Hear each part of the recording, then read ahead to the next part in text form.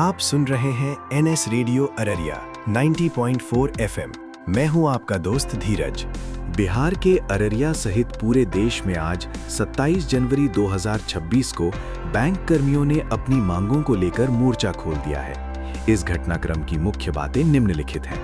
प्रमुख मांग, बैंकों में 5 दिवसीय कार्य सप्ताह यानी 5 डे वर्क वीक लागू करना। आयोजक United forum of bank unions यानी यूएफबीयू, जो 9 प्रमुख यूनियनों का प्रतिनिधित्व करता है। प्रभाव, बिहार में लगभग 8,100 बैंक शाखाओं में कामकाज ठप रहा, जिसमें अररिया की शाखाएं भी शामिल हैं।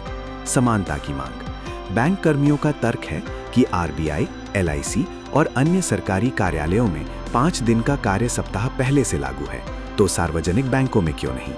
पुराना समझौता, मार्च 2024 में इंडियन बैंक्स एसोसिएशन यानी आईबीए के साथ हुए 12वें द्विपक्षीय समझौते में सभी शनिवारों को छुट्टी देने पर सहमति बनी थी, लेकिन सरकार ने अभी तक इसकी आधिकारिक अधिसूचना यानी नोटिफिकेशन जारी नहीं की है।